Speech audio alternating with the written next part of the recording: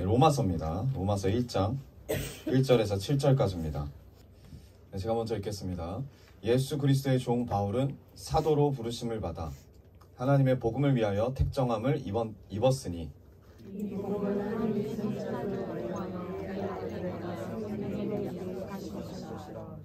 그의 아들에 관하여 말하면 육신으로는 다윗의 혈통에서 나셨고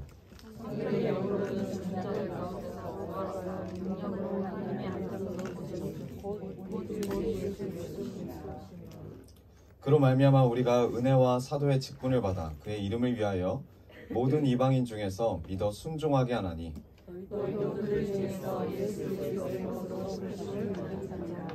우리 같이 읽겠습니다. 로마에서 하나님의 사랑하심을 받고 성도로 부르심을 받은 모든 자에게 하나님 우리 아버지와 예수 그리스도로부터 은혜와 평강이 있기를 원하노라. 아멘. 오늘 말씀의 제목은 나도 그들 중에서 예수 그리스도의 것으로 부르심을 받은 자니라. 말씀 그대로입니다. 나도 그들 중에서 예수 그리스도의 것으로 부르심을 받은 자니라. 네. 우리 옆 분들과 인사합시다. 네, 반갑습니다. 반갑습니다. 네, 주님의 은혜가 넘치길 원합니다. 네, 여기 홍해 같네요. 네, 갈라진 게. 네. 여러분 제가 오늘 법원에 갈 일이 있어서 법원에 갔습니다. 근데 궁금한 거예요. 남들은 도대체 뭐 갖고 싸울까? 네. 그래서 한번 들어가 봤습니다. 엄숙한 분위기 가운데 어떤 한 여자분이 앞에 나가서 피고인석에 딱 앉는 거예요. 네. 드라마하고는 좀 많이 다르더라고요. 영화나 드라마하고는. 피고인석에 딱 앉았어요. 마스크를 끼고 있어요. 거기 계신 분들이 다 특징이 모자를 쓰거나 마스크를 끼고 있습니다. 네. 죄를 지으면 뭔가 이렇게 가리고 싶은가 봐요. 네. 그런데 이제 모르잖아요. 저는 어떤 내용인지. 그래서 이야기를 듣는 거예요. 무슨 일을 하시죠? 네, 저는 프리랜서입니다. 무슨 프리랜서죠? 네, 저 화장품 일을 하고 있습니다. 그때 이제 감이 안 잡히는 거죠. 피고가니까 죄를 지은 사람, 화장품으로 사기를 쳤나? 아니면 뭐 유통기한 지난 화장품을 팔았나? 뭐 이런 생각을 하고 있었는데 이런 말을 하는 거예요. 판사님이. 왜 그러셨나요? 근데 그때부터 막 그분이 울어요. 제가 제정신이 아니었어요. 제가 정말 제정신이 아니었어요. 제가 이런 사람이 아닌데 하면서 막 말을 못 잇는 거예요. 너무 궁금한 거예요. 도대체 뭐지? 무슨 일이지? 봤더니 그 가냘픈 중년의 여성분이 경찰을 폭행한 거예요. 네. 앞에 화장품하고 전혀 상관이 없더라고요. 폭행을 했는데 어떻게 폭행한 거냐면 그분이 술을 엄청 많이 마셨대요. 여성분이.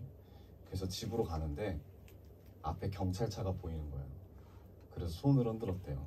경찰이 왔죠. 네. 경찰에 신고를 했는지 모르겠는데 하여간 경찰이 왔어요. 그 경찰한테 이렇게 말하는 거예요. 나를 집까지 데려다 주세요. 그때 그 경찰분이 신고를 했던 걸로 기억합니다. 신고를 해서 갔는데 자기를 택시처럼 쓰는 거죠. 그러니까 경찰이 권고를 했습니다. 택시를 잡고 가시는 게 나을 것 같습니다. 라는 이야기를 했더니 근데 그 여자분이 이제 때리기 시작했다는 거예요. 그래서 경찰의 뺨을 주먹으로 쳤대요. 네. 모르겠어요. 그 판사분이 읽을 때는 한 대를 쳤다고 나오는데 한 대 쳤으면 그렇게 했겠습니까? 많이 쳤겠죠. 많이 때렸겠죠. 그러니까 물어보는 거예요. 판사님이. 왜 그랬어요? 왜 그랬어요? 이렇게 물어보니까 제가 기억이 나지 않아요. 제정신이 아니었어요. 그래서 막 울어요. 거기 막 수연해졌어요. 저도 마음이 되게 안쓰럽더라고요. 그리고 판결을 합니다. 검사한테 말을 해요. 검사 측 판결 내리세요. 그래서 검사가 이제 벌을 어느 정도 줘야 될지를 이제 의견을 내잖아요. 경찰 뺨 한 번 주먹으로 쳤어요. 그것도 여자분이 쳤어요. 세게 친 것도 아니고 살짝 친 것 같아요. 징역 8개월. 네, 8개월. 뭐 뒤에 뭐가 없어요. 뭐 집행유예도 없고. 그냥 징역 8개월. 그리고 그 여자분이 통곡을 내면서 오는 거예요. 자기가 진짜 이게 처음인데 그랬더니 뭐라 그러냐면 이런 말 하는 거예요. 자기는 폭행한 것 같지도 않대요. 기억도 나지 않는데요. 그랬더니 그분이, 판사님이 뭐라고 하시냐면, 원래 술 먹으면 기억 안 나요. 그리고 점점점이에요. 그 다음에 말은 안 하지만 제 마음이 이거예요.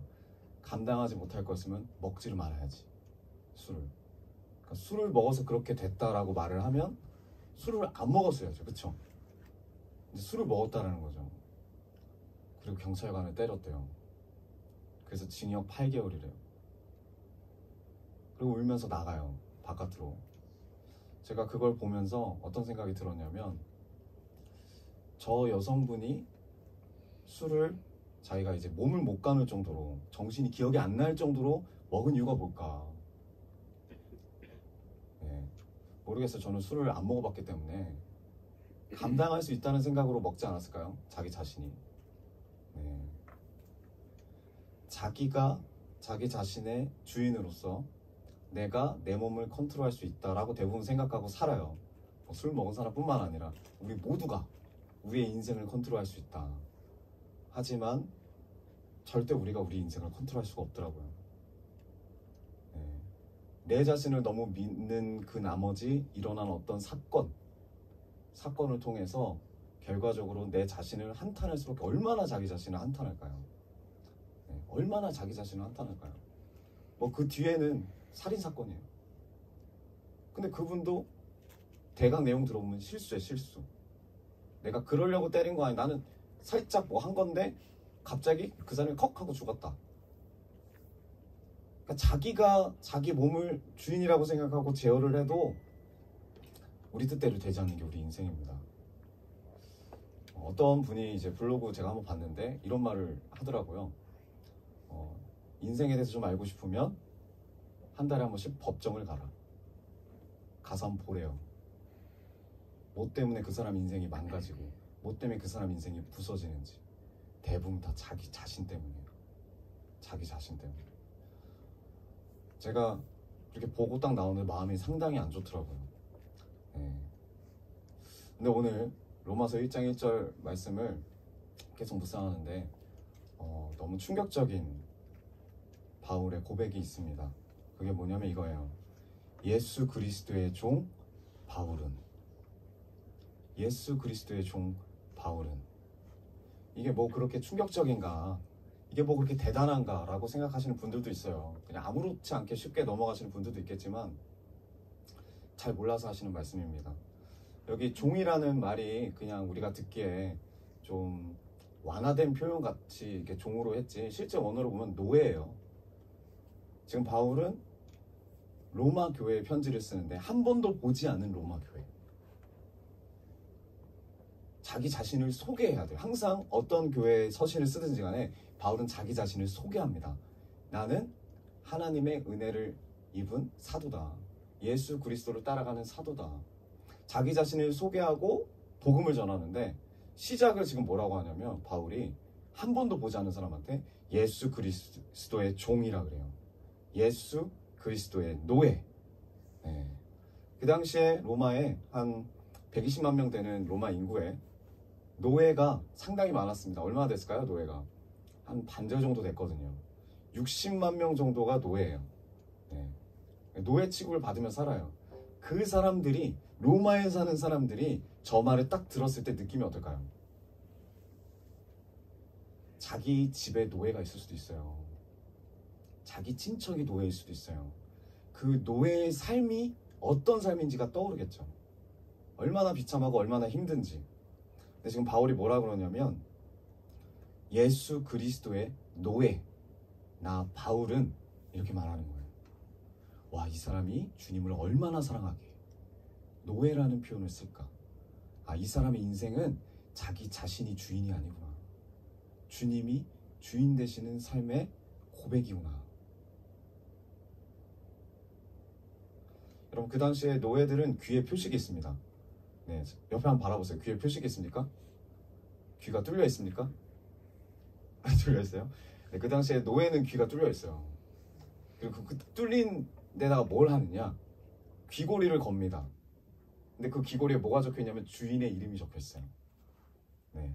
그래서 만약에 상호 형제 귀가 뚫려 있는데 거기에 딱 보고 채원 자매가 귀고리를 자기 이름이 적힌 귀고리를 걸어줬어요. 그럼 뭐예요?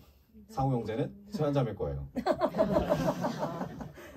그게 노예예요. 그래서 제가 어렸을 때 많이 들었던 게 귀 뚫는 거를 이제 그 어른들이 그렇게 안 좋아하셨어요. 교회 다니시는 어른들이. 왜 이렇게 안 좋아하시나 알고 봤더니 귀 뚫는 건 노예다. 네, 그렇게 이야기를 하시더라고요. 네.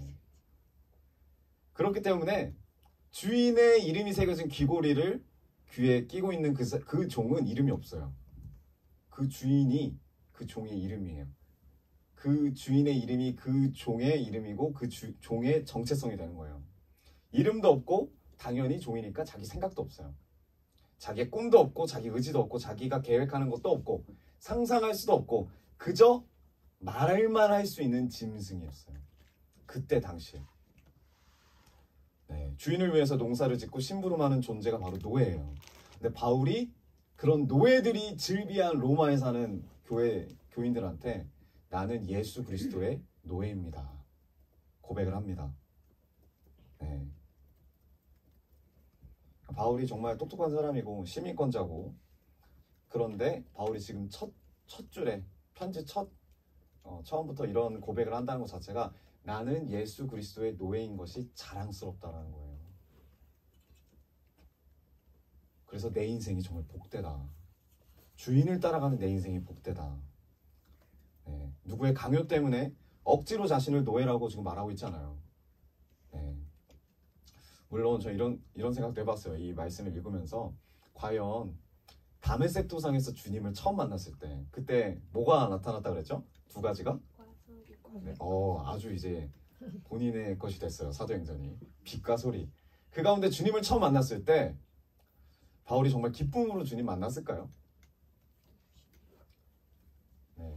제 마음에 오는 건 뭐냐면 좀 억지로 어쩔 수 없이 주님을 따라가야 된다는 그런 마음으로 주님을 따라가지 않았을까 좀 생각이 들어요. 네. 너무 갑작스럽게 너무 빠르게 그렇게 역사하신 그 주님 뭐가 뭔지도 모르는 상황에서 급격하게 그렇게 주님을 따라가는 심정이었을 거라고 생각합니다. 그런데 지금 이 로마서를 쓰는 당시에는 전혀 다른 사람이에요. 바울이. 그전에는 억지로일 수 있어요. 근데 지금은 자원하는 마음이에요. 기꺼이 자원하는 노예로 변해 있습니다. 바울이 언제 이렇게 변했을까? 분명히 이건 계기가 있을 겁니다. 네. 처음 예수님 만났을 때는 피할 수 없는 변화를 담담하게 받아들였겠지만 그러나 기쁨으로 자원하는 심령으로 이제 바울이 변했어요. 저는 이 간격이 시간이 필요하다고 생각이 들어요. 시간이 필요하다는 생각이 들어요. 네. 정확히 내가 예수님이 누군지를 알고 예수님이 원하시는 뜻이 무언지를 그냥 내가 들어서 하는 게 아니라 말씀을 통해서 그게 진짜 와닿아야 되거든요. 내 삶의 목적과 내가 지금 누구를 믿고 있는 것이 이 말씀 가운데 진짜 나에게 말씀으로 와줘야 돼요. 깨달아줘야 돼요. 이게 아니면 여러분 그래도 주님의 은혜로 끌려간다고 하지만 억지로 가는 그런 부분이 있는 거예요. 근데 지금 바울은 어떻게 변화됐냐? 네. 어떻게 예수님의 노예로 헌신할 수 있게 되는지를 우리가 한번 살펴볼까 합니다. 2절을 보면 이 복음은 하나님이 선지자들을 통하여 그의 아들에 관하여 성경에 미리 약속하신 것이라. 네. 바울이 확인한 이 복음, 바울이 확인한 이 하나님의 복음은 예수 그리스도래요. 예수 그리스도래요. 이게 구약 성경에 기록된 모든 선지자들의 글을 통해서 다 확인할 수 있대요. 이 말은 뭐예요? 바울이 다 확인했다는 거예요. 1장 3절 그 아들에 관하여 말하면 육신으로는 다윗의 혈통에서 나셨고 4절 성결의 영으로는 죽은 자들 가운데서 부활하사 능력으로 하나님의 아들로 선포되셨으니 곧 우리 주 예수 그리스도 신이라. 아멘. 바울이 언제 이걸 확인했을까요? 갈라디아서 1장을 보면 바울이 예수님 만나고 구약 성경 들고 어디로 갑니까? 어디로 가죠? 네, 나중에 또 갈라디아서 보면 알겠죠. 네, 아라비아로 가요. 성경 들고 아라비아로 가가지고 그 아라비아 사막으로 가서 거기서 몇 년 동안? 3년 동안 은둔 생활을 합니다. 3년 동안. 그리고 그때 말씀 가운데 내가 만난 예수님이 이 말씀에 있는 예수님인지를 철저하게 검토하고 연구하는 시간을 가져요. 진짜 이 예수님이 내가 앞으로 따라가야 될 예수님인지를 이 3년의 시간을 이게 아깝지 않다라는 거예요. 확실하게 짚고 가겠다라는 거예요. 그리고 그곳에서 자기가 만난 예수님이 구약에서 말하는 선지자들이 약속하신 메시아구나. 참된 구원자이구나. 철저하게 검토합니다. 그 결과가 어떻게 해요? 이사야서 61장 1절에 가난한 자들에게 복음을 전하기 위해서 성령의 기름 부음 받은 종이 예수님이 맞구나.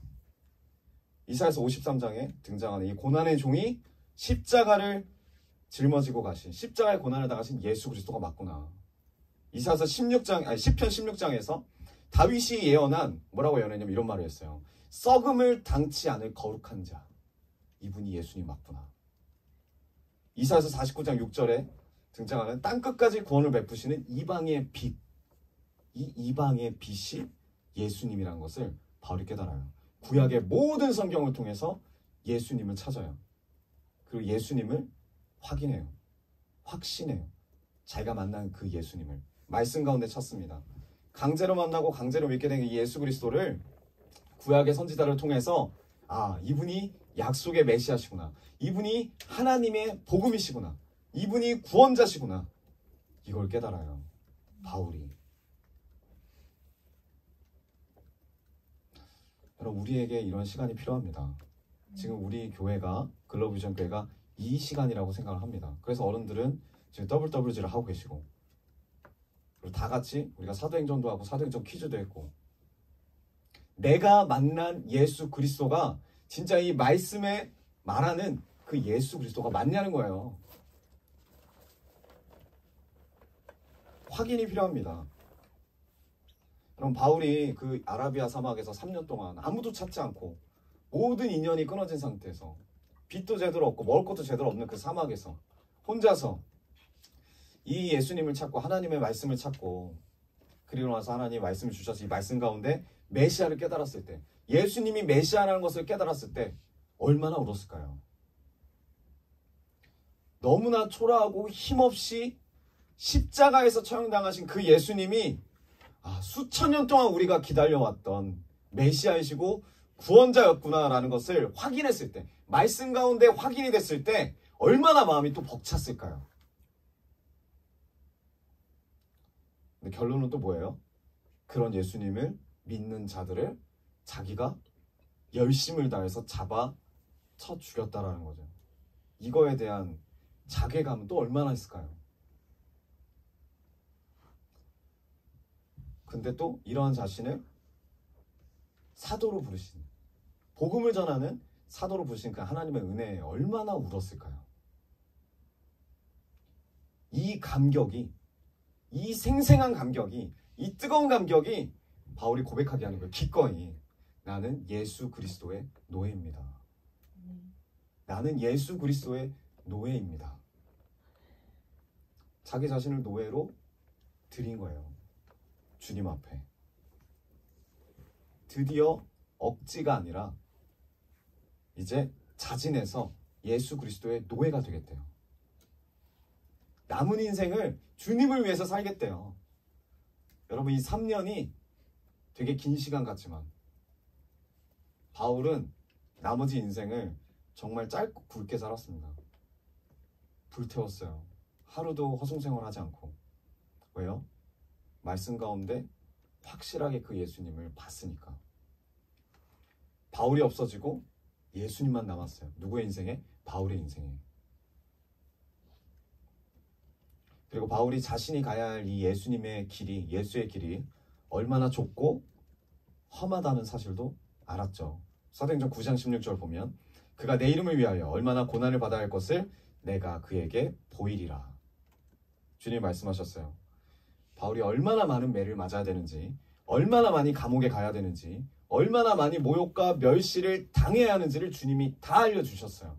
그럼에도 불구하고 바울이 가겠대요. 흔들리지 않아요. 왜?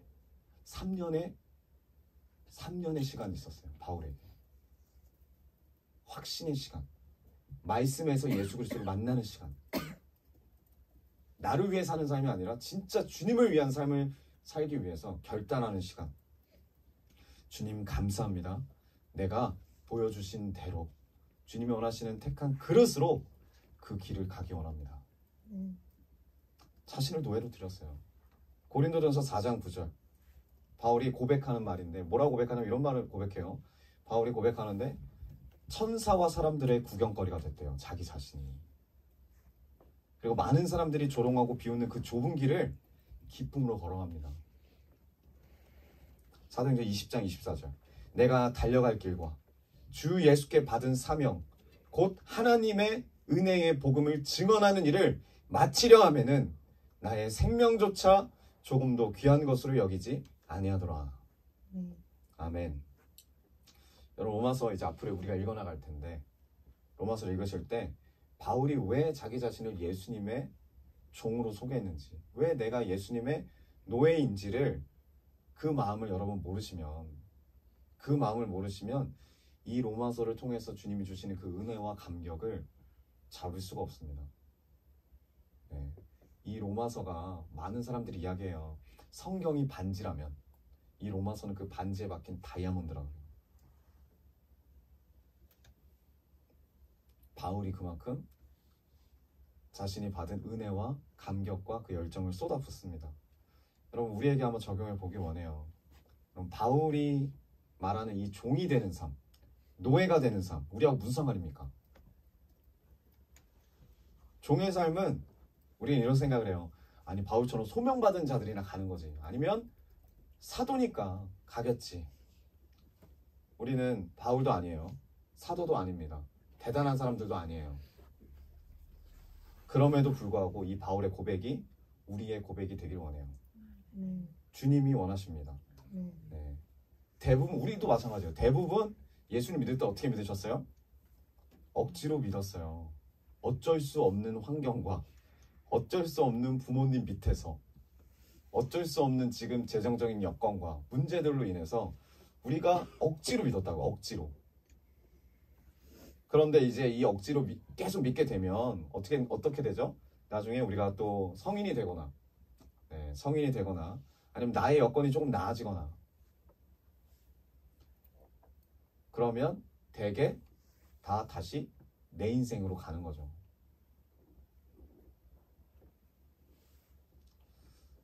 이 바울이 다메섹 도상에서 예수님을 만났을 때처럼 내키지 않은 마음으로 교회에 나온 사람들이 생각보다 많아요.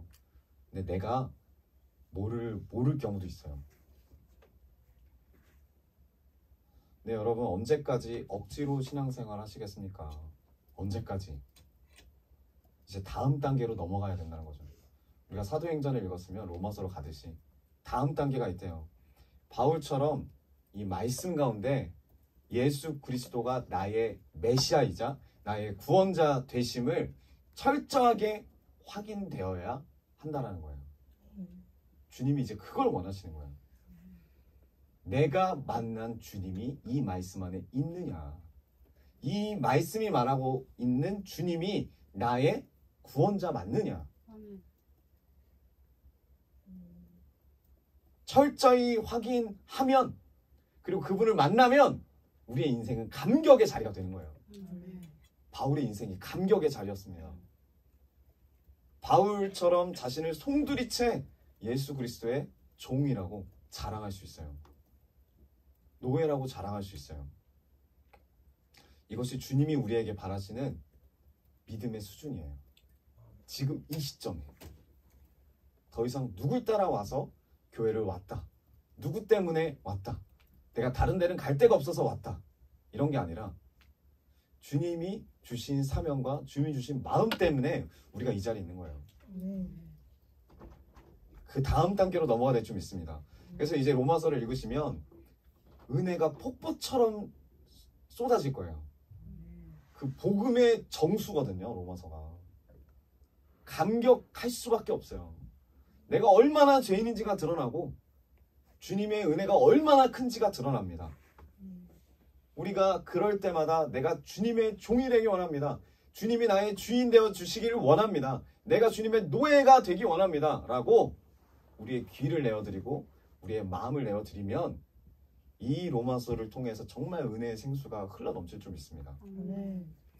그래서 로마서 1장 6절 너희도 그들 중에서 예수 그리스도의 것으로 부르심을 받은 자니라.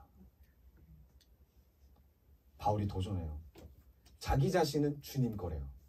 나는 예수 그리스도의 노예래요. 주님이 나의 주인 되신대요. 그리고 로마 교인들에게도 도전하는 거예요. 너희도 그들 중에서 예수 그리스도의 것으로 부름 받은 자니라.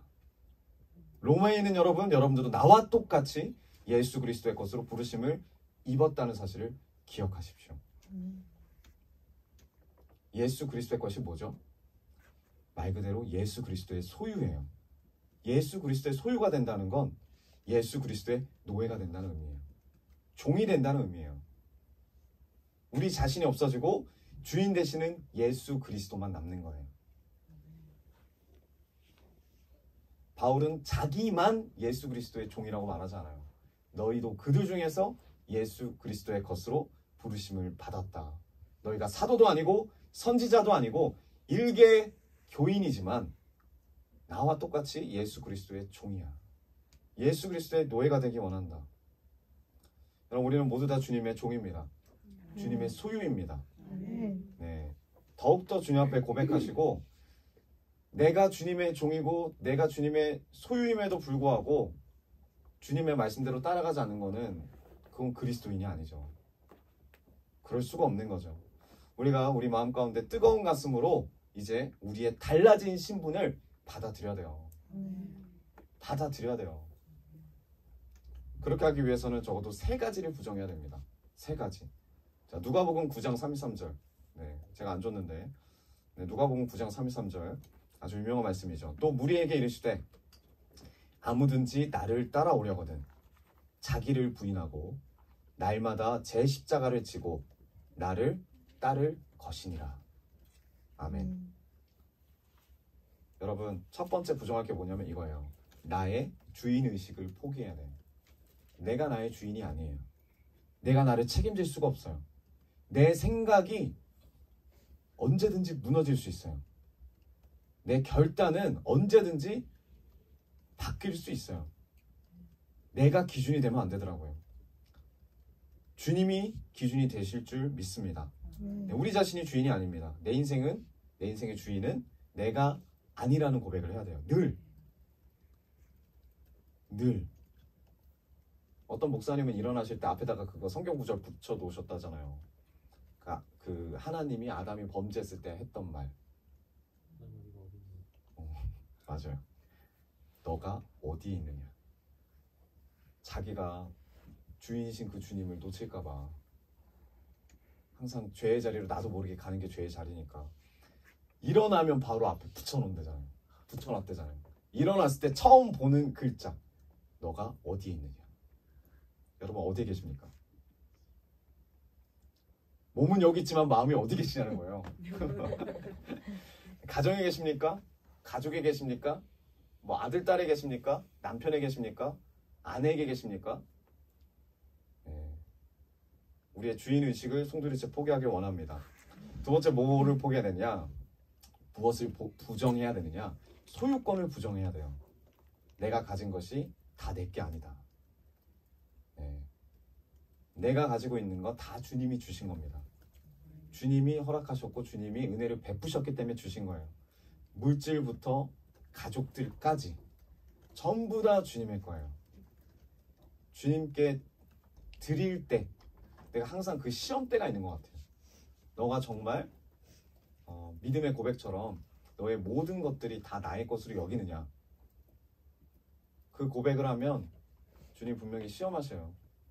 네, 그리고 더 큰 은혜 주시려고. 그 모든 시험을 통과하기 원합니다. 그리고 세 번째 포기하는 게 있는데 그게 뭐냐면 생존권을 포기하는 거예요. 생존권. 나 이거 포기하면 죽을 것 같다고 생각하는 것들. 내 생명도 다 주님께 있다. 이 세 가지가 포기해야 돼요. 첫 번째 뭐라고요? 주인의식. 네. 내가 나의 주인이 아니다. 두 번째, 소유권. 내가 가진 모든 것들이 다 내게 아니다. 세 번째, 생존권. 내 생명도 내게 아니다. 왜요? 우리가 이제는 예수의 것이기 때문입니다. 예수 그리스도의 종이기 때문이에요. 그래서 바울이 고백합니다. 로마서 14장 7절에서 8절. 우리 중에 누구든지 자기를 위하여 사는 자가 없고 자기를 위하여 사는 자가 없고 자기를 위하여 죽는 자도 없도다. 우리가 살아도 누굴 위하여? 주를 위하여. 죽어도 누굴 위하여? 주를 위하여 죽나니. 그러므로 사나 죽으나 우리가 주의 것이로다. 아멘. 얼마나 철저한 주님의 종이에요. 이 종의 고백이에요. 여기서 말하는 우리가 누구예요? 저와 여러분이에요. 우리의 고백이에요. 예수님을 믿는다면 누구도 제외될 수가 없어요. 모두가 예수 그리스도의 종이에요. 모두가 예수 그리스도의 노예예요. 그러니까 참 이게 아다르고 어다른 건데 우리가 고백할 때 주님이 나의 주인 되어 주십시오라는 고백은 많이 해요. 그리고 별로 그렇게 기분 나빠하지 않아요. 당신의 주인은 누굽니까? 예수님입니다. 근데 너는 노예야! 라고 말하면 상당히 기분 나빠요. 네. 반발심이 막 반감이 일어나고. 근데 지금 바울이 고백하는 게 주님이 나의 주인이시다라는 고백보다 자기를 더 낮춘다는 거죠. 나는 주님의 노예입니다. 나는 나의 주인됨을 포기합니다. 나는 나의 가진 것들을 포기합니다. 나는 나의 생명을 포기합니다. 내가 예수 그리스도의 노예입니다. 주님만이 나를 이끌어 주시옵소서. 여러분, 주님은 그렇다고 억지로 우리를 종으로 이끌기를 원하지 않으세요. 네. 가슴 속에서 주님을 사랑하는 마음이 솟구쳐야 되거든요. 그래야 주님 기뻐하세요. 우리가 만약에 이 시간에 감격이 약하다면 옆분들 쳐다보십시오. 감격이 약하다면 왜 안 쳐다봐요? 감격이 약하다면 어떻게 해야 돼요? 바울처럼 성경 들고 아라비아로 가십시오. 주님이 얼마나 나를 사랑하시는지를 이 말씀을 통해서 보세요. 찾아보세요. 나의 인생에 주님의 역사하심을 기억하세요. 십자가의 주님을 이 말씀 속에서 만나야 돼요. 만나야 돼요. 한번 고백을 해보기 원해요. 우리가 만약에 만났다면, 진짜 이 말씀을 통해서 주님을 만난 시기가 있었다면, 우리가 어려움이 있을 때 항상 기도하고 말씀 보잖아요. 찬양하잖아요. 분명히 다 우리에게 그 아라비아의 사막이 있어요. 그 아라비아 사막이 어디였습니까? 어느 시기였습니까? 고백해 봐야 합니다. 돌아봐야 됩니다. 율법에 따르면 이런 말이 있어요. 스스로 종이 되기를 원하는 사람들이 있어요. 옛날에도. 네. 종이다가도 종이 풀려지는, 또 하나님이 그런 자유함을 주시는 때가 있거든요.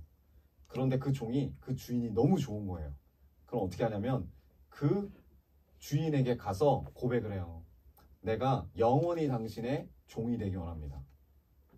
조선시대였다고 생각해 보십시오. 우리가 그 종이었다고 생각해 보세요. 어떨 것 같아요? 네. 13년 있다가 내가 풀려나요. 그럼 세겠죠? 디데이를. 네. 근데 그 주인이 정말 너무 좋아요. 여러분 어떻게 하실 거예요? 자유인이 되실 겁니까? 그 종의 노예가 되실 겁니까? 노예라는 말은 아무도 안 합니다. 내 안에 꿈이 너무 많기 때문에, 비전이 너무 많기, 나를 위한 비전이 너무 많기 때문에 얼른 나가가지고 춘향이랑 결혼해야지. 네. 율법에 따르면 자기가 스스로 자원해서 종이 되기를 원하는 자에게는 주인이 직접 그 귀에다가 다시 구멍을 내요. 주인이 직접. 그리고 주인의 이름이 새겨진 귀고리를 걸어줘요. 너는 영원히 나의 노예가 되기 원한다. 왜? 본인이 원한 거예요. 본인이. 난 당신의 영원한 노예가 되기 원합니다. 이 말씀이 그냥 있는 게 아니에요. 우리도 역시 예수 그리스도라는 이름이 새겨진 귀고리를 걸고 다니는 것을 다 걸고 다니시죠? 네, 한번 보세요. 걸고 있으신지. 네. 한번 보세요. 이게 우리의 자랑이 되기 원해요. 예수 그리스도의 이름이 우리와 함께 있는 것을 자랑이 되기 원합니다. 근데 이게 이제 퇴색이 된 거죠. 그래서 어떻게 해요? 이 귀걸이가 장식용이 된 거예요. 실제로 장식용이 된 거예요. 우리가 메고 다니는 십자가, 우리가 귀에 걸고 다니는 십자가, 우리가 손에 끼고 다니는 십자가가 그 하나하나가 다 원래 예수 그리스도의 이름이에요. 내가 주님의 노예가 되길 원합니다라는 고백으로 끼고 다니는 거예요. 실제는 그렇잖아요. 근데 이게 어떻게 돼요? 나중에 장식용이 되는 거예요. 누굴 돋보이는? 나를 돋보이는. 근데 이 주님의 십자가는 장식용이 아닙니다, 여러분. 우리의 삶을 통하여서 우리가 예수 그리스도의 것임을 증거하는 우리의 자랑이 되기 원해요. 네, 그런 고백이 되기 원합니다. 네. 근데 사람들이 예수님의 종이 되면, 노예가 되면 또 오해를 해요. 선입견이 있는데 뭐냐면 부담스럽고 재미없는 인생을 살 것 같아요. 네, 우리가 사역자들을 바라볼 때 그런 느낌이 들잖아요. 막 금식 매일 하고. 네. 네. 우리 사역자분들이 말은 안 하지만 계속 금식을 합니다. 네, 하나님 마음 주시면 금식을 하고, 그리고 뭐 기도 많이 하고, 네, 뭐 산기도도 많이 가고, 그리고 말씀도 많이 읽고. 이것만 들었을 때 얼굴이 좀 일그러지는 분들이 계세요. 네, 내가 이런 삶을 산다고 생각하면 왠지 부담스럽고 재미없는 인생을 사는 것 같아요. 근데 실상은 여러분 진짜 반대예요. 반대예요. 주님의 종으로 철저히 순종하면 도리어 마음이 평안해요. 자유함이 있어요. 주님이 지켜주신다는 자유함이 있고 주님 안에 거한다는 기쁨이 있습니다. 네, 그리고 더 놀라운 사실은 뭐냐면 주님 뜻에 계속 거하면 기적이 있어요. 늘 주님의 기적이 있어요.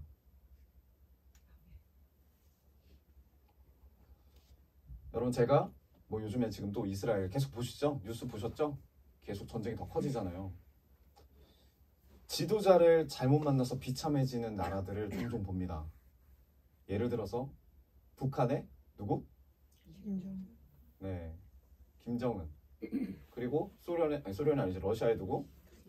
푸틴. 그리고 중국의 시진핑. 네, 시진핑. 네, 등등. 네, 지도자를 잘못 만나서 비참해지는 나라들을 많이 봐요. 그렇게 보면 우리나라는 정말 축복이었어요. 하나님을 사랑하고 하나님을 따라가는 진짜 하나님의 노예가 되고자 했던 대통령이 있었죠. 네, 이승만 대통령이 그랬고, 그리고 알게 모르게 그 옆에서 중보하고 기도해 주시는 분들이 있어요. 지도자를 잘 만나는 것이 우리의 행복과 얼마나 밀접한 관계를 맺고 있는지를 좀 깨닫게 되더라고요. 요즘에 이 정세를 보니까. 네. 여러분, 세상에는 주인 잘못 만나서 망한 사람이 너무 많아요. 그렇죠? 주인 잘못 만나서 망한 사람이 너무 많아요. 근데 여러분, 우리가 주인을 잘 골라야 돼요. 우리가 우리 자신을 주인으로 고르면 우리 망해요. 망한다고요. 내 감정이 주인이 되면 안 돼요. 내 생각이 주인이 되면 안 돼요. 내 기준이 주인이 되면 안 돼요. 주님이 주인 되셔야 되고, 주님의 말씀이 기준이 되어야 되고, 내가 그 주님과 그 말씀의 노예가 돼야 돼요. 그게 우리가 살 길이에요. 그게 우리가 살 길이에요. 근데 우리도 모르게 계속 하고 있는 게 뭐냐면 우리 자신을 주인으로 섬기고 있다 이거예요. 우리 자신을. 여기 강서구 사신 분? 강서구 사시는 분? 네. 오늘 그거 하셨어요? 선거? 투표? 네. 아, 이거 못하잖아요. 네네. 네. 늘 우리가 우리를 주인으로 삼는 게 아니라 주님을 주인으로 살아야 될 줄 믿습니다. 네. 그러한 마음으로 투표하는 거예요. 주님이 원하시는 그 리더자가 누굴까? 그걸 기도하는 마음으로. 예수 그리스도가 우리의 인생을 맡길 수 있는 위대한 지도자이십니다. 위대한 주인이세요. 우리가 가장 안심하고 우리 인생을 맡길 수 있는 주인이에요. 여러분, 이 말에 동의하십니까? 그 주님이 죄와 사망의 권세를 이기시고 구원의 길을 열어주신 나의 주님이시고 나의 하나님이십니다. 네. 여러분 이 고백이 있어야 돼요. 이 고백이. 그 예수님을 나의 주님으로 모시면 자유함이 있고요. 평안함이 있고요. 능력이 따르고요. 삶의 보람과 기쁨이 있습니다. 네. 네, 이 고백이 있어야 돼요. 하나님께서 우리 한국교회에게 원하시는 게 뭘까요? 네, 구름대와 같이 많이 모이는 교회. 여러분 청소할 게 많아지죠. 네, 지금도 이 작은 교회에서 누가 청소 안 했네, 아니면 누가 좀 더 해야 되네, 아니면 나 너무 힘들다 이런 말이 나오는데 구름대같이 밀려오면 진짜 마음이 기쁘실 것 같아요? 지금부터 우리가 마음을 준비하는 줄 믿습니다. 네, 구름대같이 밀려와도, 하지만 그것만이 주님이 기뻐하시는 교회는 아니라고 생각해요. 그리고 예수 그리스도의 이름을 장식용처럼 걸고 다니는 성도도 주님이 기뻐하시는 교회가 아니에요. 모든 그리스도인이 예수 그리스도의 종으로 사는 교회, 주님의 노예로 살겠다고 고백하는 교회, 그걸 즐거워하는 교회. 여러분 이거 로마서 1장이 이렇게 시작하잖아요. 예수 그리스도의 종 바울은. 성경책 있으시면 꼭 그 앞을 바꿔보세요. 바울자를 빼고 거기에 자신의 이름을 한번 넣어보세요. 그리고 쓰세요. 예수 그리스도의 종, 본인의 이름을 넣어보세요. 예수, 같이 읽겠습니다. 시작. 예수 그리스도의 종 홍일석은. 네. 얼마나 영광스러운 이름입니까? 나는 주님의 노예입니다. 그리고 로마서 1장 6절에도 이거죠. 너희도 그들 중에서 예수 그리스도의 것으로 부르심을 받은 자니라. 여기에 너희도라는 말도 되게 이제 막연하잖아요. 여기다가 우리 이름을 넣어봅시다. 아니면 나도. 네, 나도 괜찮을 것 같아요. 그래서 오늘 이 제목이 이거예요. 나도 그들 중에서 예수 그리스도의 것으로 부르심을 받은 자니라. 이게 우리의 고백이 되기 원해요. 우리 한 목소리 다시 읽어봅시다. 시작. 나도. 아멘. 네, 성령님께서 우리가 이 고백을 할 때마다 우리 마음속에 주님의 생명과 능력과 평안을 넣어주실 줄 믿습니다. 네, 이런 고백을 늘 하십시오. 나는 예수 그리스도의 노예입니다. 나는 예수 그리스도의 노예입니다. 나도 예수 그리스도의 것으로 부르심을 받은 자입니다. 이걸 늘 고백하세요. 말씀의 결론을 맺기 원합니다. 여러분, 이제 우리가 세상 사람들과 비슷하게 살고, 저 사람이 저거 샀으면 나도 저걸 사야 되고, 저 사람이 저렇게 결혼했으면 나도 저렇게 결혼해야 되고, 여기 그렇게 목숨 거는 삶이 아니라 철저하게 예수 그리스도의 이름을 자랑하는 주님의 노예 삶을 살기 원합니다. 이게 구별되는 삶이라고 생각해요. 구별되는 사는 삶이 세상을 떠나서 살아가는 게 아니라 예수 그리스도의 이름을 자랑스럽게 여기면서 그들에게 나아가는 삶이라고 생각해요. 영향을 주는 삶, 더 낮아지는 삶, 더 주님을 닮아가는 삶, 더 좁은 길을 가는 삶. 네, 주님의 손에 이끌려서 이 세상을 아름답고 새로운 하나님의 나라로 변화시키는 주님의 제자가 되기 원해요. 주님을 따르는 노예가 되기 원합니다. 네, 오직 예수 그리스도의 종으로 예수의 길을 걷는 영광스러운 한 사람이 되기를, 한 제자가 되기를 주님의 이름으로 축원드립니다.